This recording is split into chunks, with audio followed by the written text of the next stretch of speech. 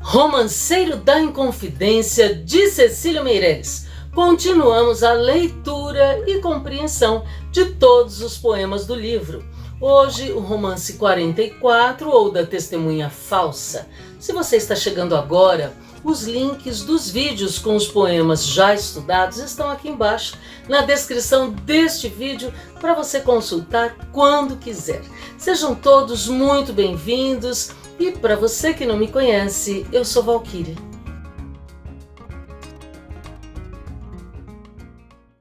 Quem fala neste romance é a testemunha falsa, um elemento importante no quadro da corrupção, ao lado do delator e do juiz corrupto. A fraqueza de caráter contrasta com a grandeza de um movimento como a Inconfidência. Vamos ver? Que importa quanto se diga, para livrar-me de algemas, da sombra do calabouço, dos escrivães e das penas, do baraço e do pregão, a meu pai acusaria. Como vou pensar nos outros? Não me aflijo por ninguém. Que o remorso me persiga. Suas tenazes secretas não se comparam à roda, à brasa, às cordas, aos ferros, aos repuxões dos cavalos, que mais do que as majestades ordenarão seus ministros com tanto poder que têm. O que move o comportamento covarde de alguém que se sujeita a apresentar falso testemunho é o medo. Por isso, aqui a testemunha diz que importa quanto se diga para livrar-me de algemas, da sombra do calabouço, dos escrivães e das penas, do baraço e do pregão. Lá no poema de Nossa Senhora da Ajuda, já falamos sobre o que é baraço e pregão. É o romance 12, que está no vídeo 15. Depois você dá uma olhadinha aqui embaixo na descrição deste vídeo. Agora, continua aqui com a gente. Baraço é a corda que vai enforcar o indivíduo e que já é colocada no pescoço dele na hora em que sai do calabouço, da cela, né? Para ser levado ao local da forca, já com a corda no pescoço. E pregão era anúncio público, todo mundo ficava sabendo quem seria enforcado, por quê, quando e onde. Então, a testemunha falsa afirma que para se livrar de tudo isso, até ao seu próprio pai acusaria. Como vou pensar nos outros? Não me aflijo por ninguém, que o remorso me persiga. Quer dizer, eu faço e depois eu aguento o remorso. Não tem problema suas tenazes secretas. Tenaz é uma espécie de alicate de corte com duas hastes de lâminas compridas que servem para agarrar, arrancar. Claro que o texto menciona metaforicamente as tenazes secretas do remorso, não é? Referindo-se aos sofrimentos íntimos, secretos, porque ninguém vê, né? Que são causados pelo remorso, dizendo que esses sofrimentos não se comparam à roda, à brasa, às cordas, aos ferros, aos repuxões dos cavalos, aludindo ao modo como era feito o esquartejamento, né? Amarrando os membros do corpo enforcado a 4 cavalos que saíam correndo em direções diferentes, dilacerando aquele corpo. O remorso doeria menos que todos aqueles castigos, e seriam aplicados, que mais do que as majestades, seus ministros ordenariam esses castigos com tanto poder que eles tinham nas mãos. Não creio que a alma padeça tanto quanto o corpo aberto, com chumbo e enxofre a correrem pelas chagas, nem consiga o inferno inventar mais dores do que os terrenos decretos que o trono augusto sustém. Não sei bem de que se trata, mas sei como se castiga. Se querem que fale, falo. E mesmo sem ser preciso, minto, suponho, asseguro. É só saber que palavras desejam de mim.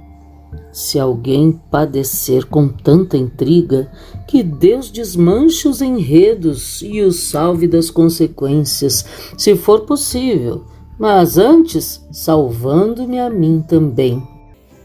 E continua a testemunha falsa justificando seus atos, dizendo que para ele o sofrimento físico é sempre muito maior que o sofrimento da alma. E diz: não creio que a alma padeça tanto quanto o corpo aberto com chumbo e enxofre a correrem pelas chagas. Chumbo e enxofre são elementos químicos encontrados em feridas causadas por armas de fogo. Entendendo melhor, ele acha que um tiro dói muito mais no corpo de quem o levou do que no arrependimento, na alma de quem atirou.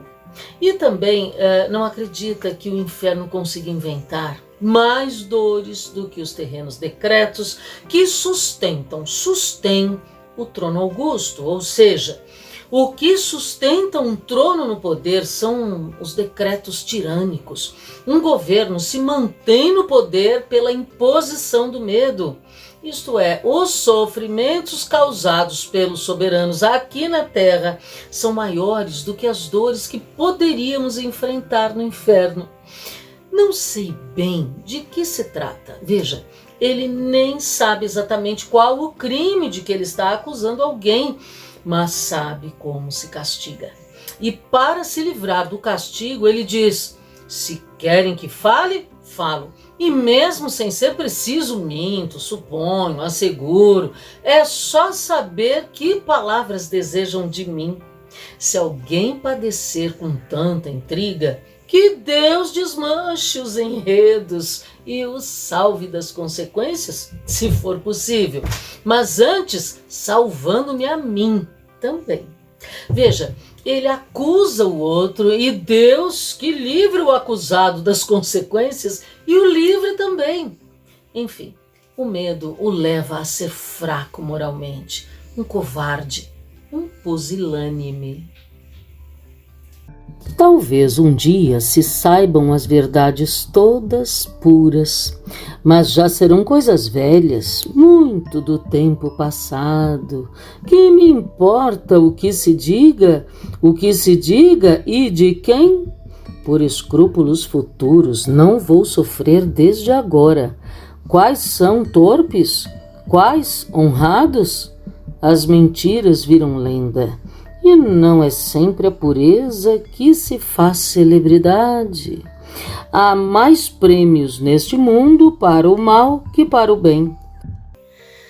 Talvez um dia venham a saber a verdade, ou seja, que ele mentiu, mas o tempo já terá passado e tudo será muito velho.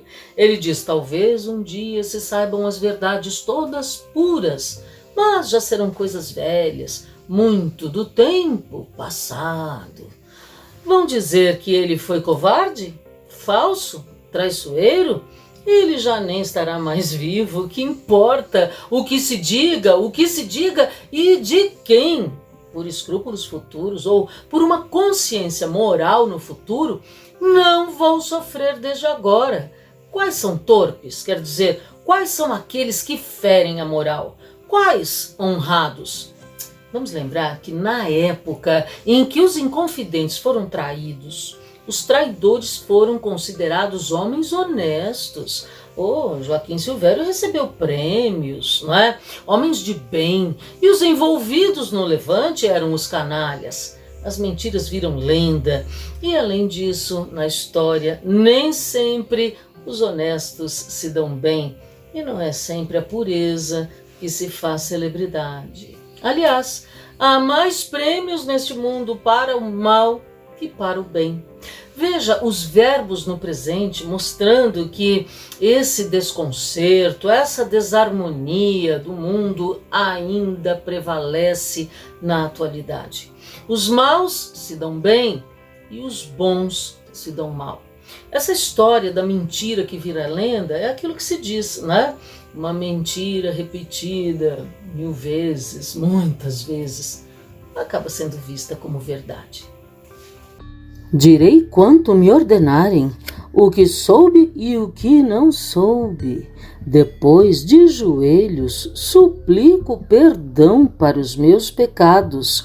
Fecho meus olhos, esqueço, cai tudo em sombras além.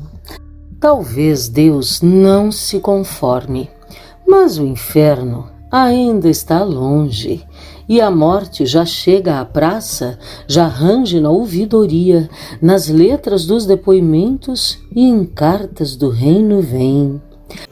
E a testemunha falsa continua: direi quanto me ordenarem, o que soube e o que não soube. Quer dizer, faz qualquer negócio.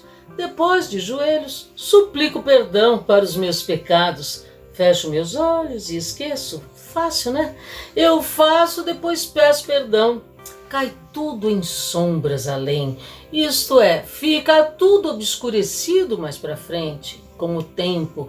Talvez Deus não se conforme, mas o inferno ainda está longe. Ou seja, ainda que ele vá para o inferno, isso ainda vai demorar, ele ainda vai ter chance de viver. Enquanto para os condenados a morte já chega à praça, já arranje na ouvidoria, nas letras dos depoimentos e em cartas do reino vem.